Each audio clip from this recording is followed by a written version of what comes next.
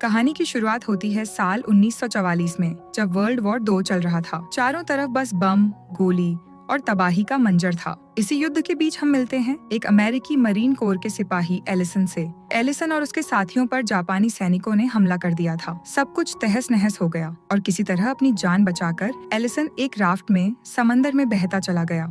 कई दिन तक लहरों के बीच भटकने के बाद उसे एक सुनसान आइलैंड नजर आता है। उम्मीद की आखिरी किरण समझकर वो उस आइलैंड पर पहुंचता है। वहाँ चारों तरफ बस चट्टानें और पेड़ ही थे, कोई इंसान नहीं। तभी उसकी नजर एक पुरानी सी चर्च बिल्डिंग पर पड़ती है। वह चर्च की तरफ बढ़ने लगता है। जब वो चर्च के अंदर जाता है तो वहाँ उसे एक औरत मिलती है जो कि चर्च में झाड़ू लगा रही होती है। वह एक नन है। उसका नाम सिस्टर एंजेला है। जब एंजेला की नजर एलिसन पर पड़ती है तो वह उसको देखकर खुश तो होती है, लेकिन एंजेला डर भी जाती है। लेकिन एलिसन उसे बताता है, मैं जापानी नहीं हूँ, मैं एक मरीन हूँ और उसे कोई नुकसान नहीं पहुँचाएगा। अब धीरे धीरे दोनों एक दूसरे को जानने लगते हैं। एंजेला उसे बताती है कि वो पहले एक नन नहीं थी, लेकिन उसके परिवार वालों ने उसको जिद करके एक नन बनवाया और वह एक पादरी के साथ यहाँ आई थी। लेकिन जापानी सैनिकों ने उनके बाकी साथियों को पकड़ लिया और पादरी को बड़ी बेरहमी से मार दिया। तब से एंजेला अकेले ही इस आइलैंड पर छिपकर रह रही है। अब एलिसन और एंजेला दोनों अकेले इस वीरान आइलैंड पर रह जाते हैं। वो खाना जुटाते हैं, नारियल तोड़ते हैं, लेकिन एलिसन एक आर्मी से था, इसीलिए उसकी खुराक कुछ ज्यादा ही थी। उसको कुछ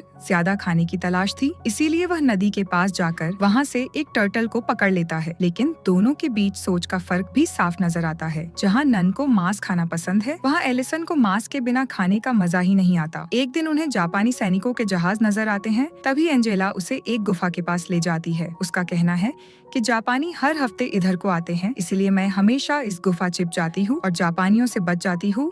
अगली सुबह आइलैंड पर बमबारी शुरू हो जाती है। जापानी सैनिक एक खुद का कैंप बनाते हैं और एलिसन का राफ्ट नष्ट कर देते हैं। अब उनके पास कोई रास्ता नहीं बचता, बस छुपते रहना। खाने की कमी हो जाती है और एलिसन एक दिन जापानियों के कैंप से चोरी छिपे खाने का सामान लाने की कोशिश करता है। इस दौरान उसे एक जापानी सैनिक मिल जाता है। वह उसको मार कर वहाँ से भाग आता है। इधर नन को एलिसन की बहुत चिंता होती है, लेकिन एलिसन सही सलामत गुफा में पहुँच जाता है। दूसरी तरफ एलिसन को धीरे धीरे एहसास होता है कि उसे एंजेला से प्यार हो गया है। लेकिन जब वो अपने दिल की बात बताता है, वह कहता है, एंजेला मैं तुमसे बहुत प्यार करता हूँ। तभी एंजेला रिप्लाई देते हुए कहती है, मैंने खुद को भगवान को समर्पित कर दिया है और वो नन बनना चाहती है। यह सुनकर एलिसन का दिल टूट जाता है। अब हम अगले सीन में देखते हैं कि जापानी सेना अब बगल के टापू की जांच करने को जा रही है। तभी एंजेला और एलिसन बहुत खुश होते हैं। वह नाचते हैं और खुशी मनाते हैं। अब रात का समय आता है। एंजेला एलिसन के लिए खाना परसती है। एलिसन खाने के बाद जापानियों की इम्पोर्टेड शराब पीता है, लेकिन यह शराब एलिसन को ऐसे चढ़ जाती है कि वह एंजेला को बहुत बुरा भला कहता है। वह उसके भगवान को भी गाली देता है। एंजेला ये सब सुन नहीं पाती